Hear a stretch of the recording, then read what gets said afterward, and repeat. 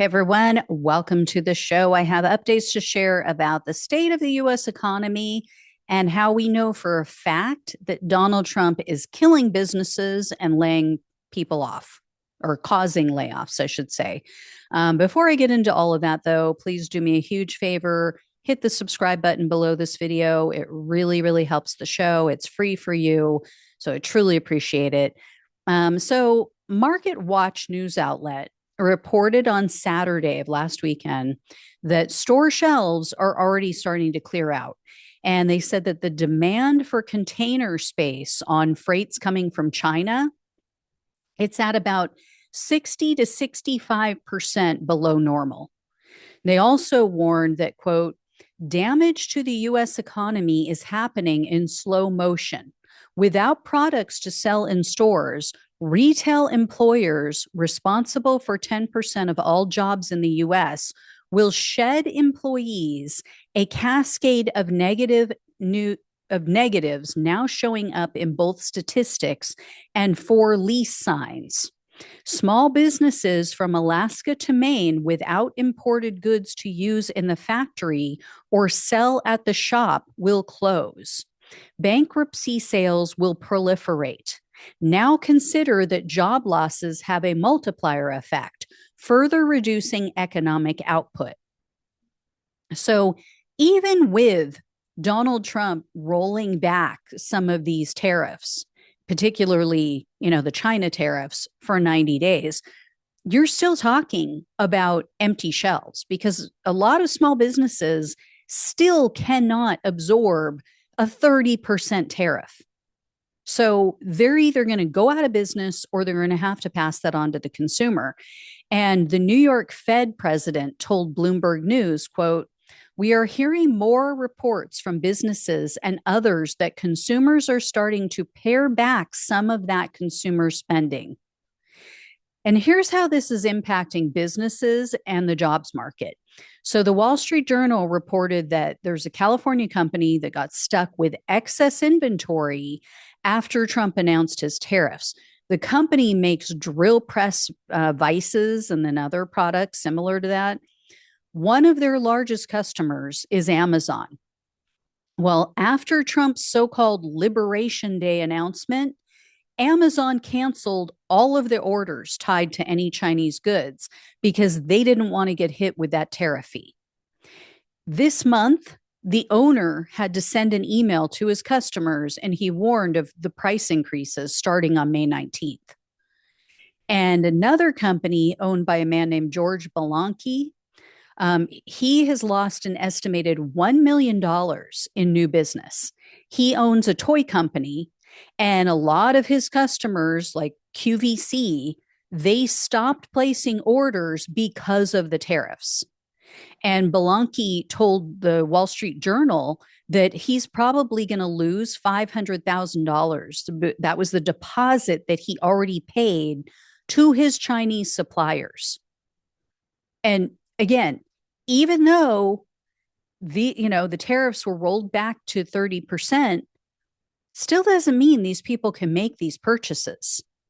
Still doesn't mean that these companies are going to be able to take this on. And even if they are, as I mentioned yesterday, a lot of Chinese manufacturers had stopped producing products.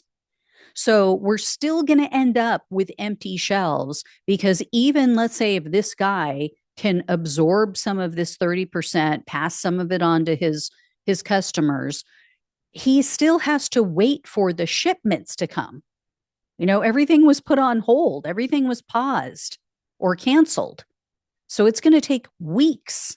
So there's another company. It's called Kent International. It's a New Jersey-based bicycle company, and they are one of Walmart's biggest suppliers. Well, they've had to halt all of their Chinese imports for bicycle parts. And here's what the owner told CBS News.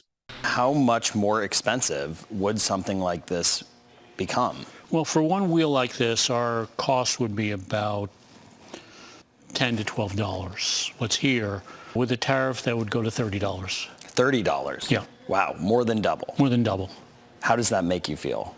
really bad. It's and angry. We had already shifted some of our business, almost half our business, to several of the countries on that list, and we're getting out of China, and now we're still getting slammed. It's just completely unfair. $100 bicycle here would be $1,000 if all the parts were made here right now. So we're not talking about short-term pain for long-term gain. This would be a forever pain unless wages increase dramatically. People are just not going to be able to afford this stuff. Another company called Detroit Axle sells car parts to mechanics and then direct to the public. The company employs hundreds of people, not just in Michigan, not just here in the US, but also in other countries. The owner, guy named Mike Mush, I think it's pronounced Mushinish, anyway, he agrees with trying to bring manufacturing back to the US. And in mid-April, he told the Washington Post the country would be better off after Trump negotiated his trade deals. Well, now this Mushinish guy, or Mushinish, he says, quote, "Actually, I am panicking now. Being able to pay for this negotiation is about to run out on my end. It's gone long enough. We're running into a crisis right now. It's going to be a big crisis, and something needs to be done about it. We're not going to be able to import in time to meet the shortages." So again, like I said, all these companies put everything on hold because they couldn't afford it, because the tariff fee was more than the product.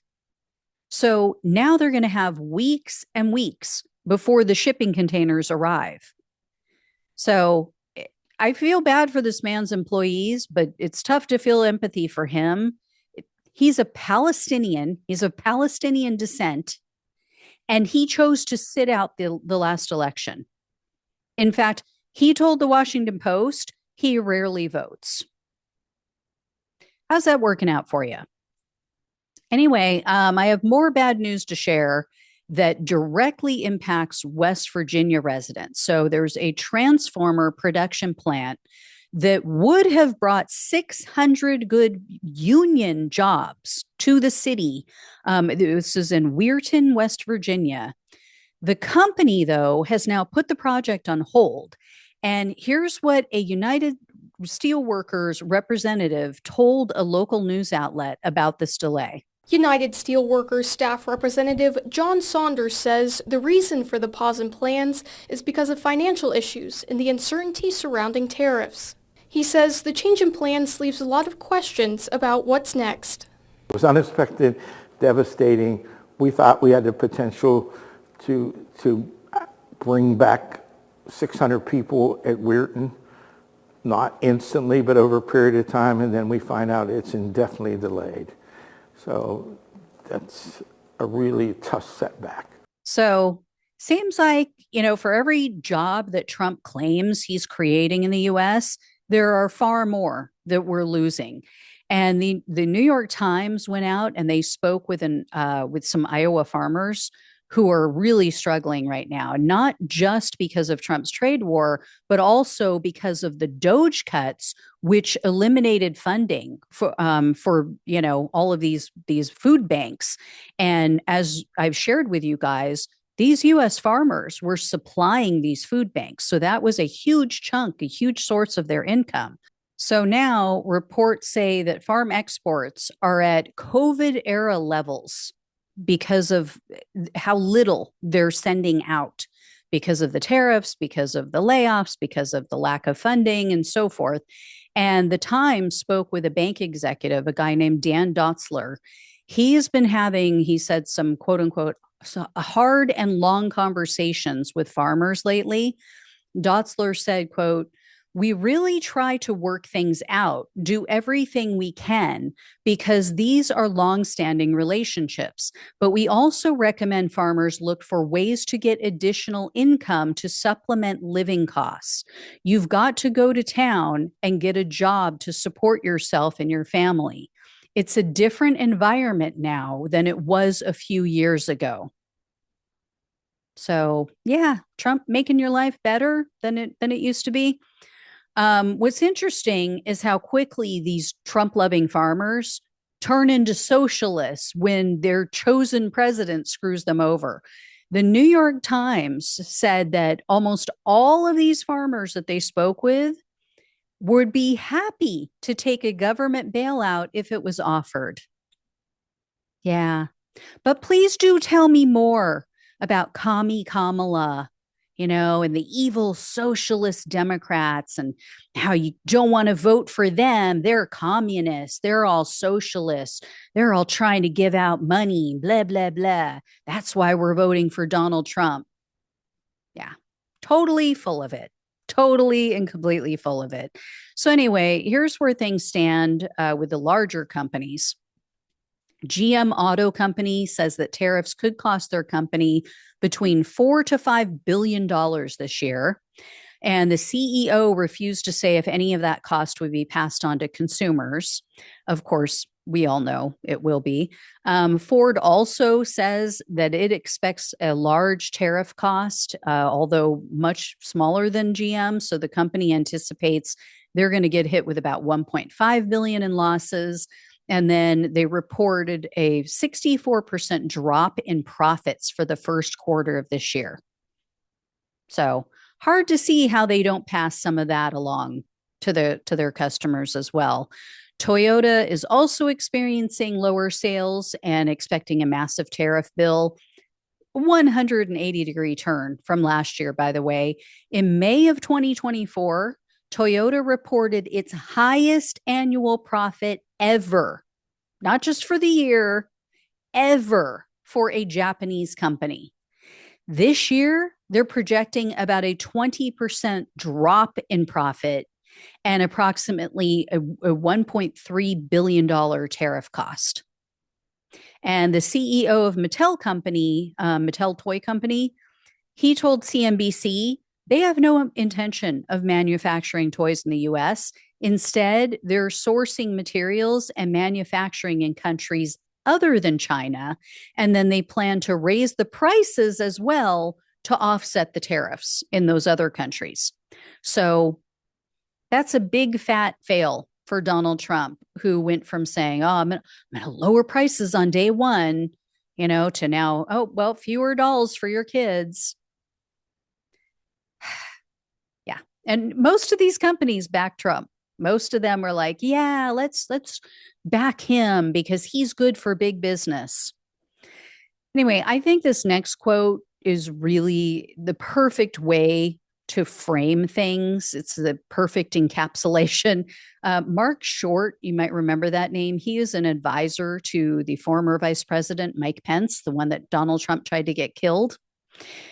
He told the Washington Post that Trump's tariff message won't resonate with average Americans, in his opinion, because, quote, it's particularly optically difficult when the president is earning $1 billion in crypto while asking Americans to cut back on toys and products for kids. That seems like a disconnect to me. Yeah, that is exactly the kind of message that Democrats should be out there pushing. That is what they need to adopt and employ, that kind of messaging.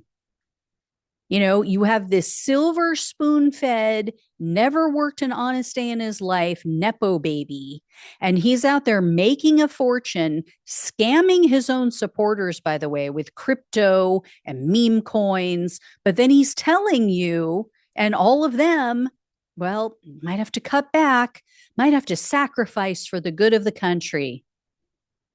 Where's his suffering? Where's his sacrifice? Yeah, he's raking it in. He's going to get a free jet. But, you got to cut back on Christmas toys for your kids, guys. What's fair is fair. Anyway, I'll let you know when I hear more. Thank you so much for watching and listening. Please like, please share, and subscribe. Please donate if you possibly can. Love you all. Take care. Talk with you soon.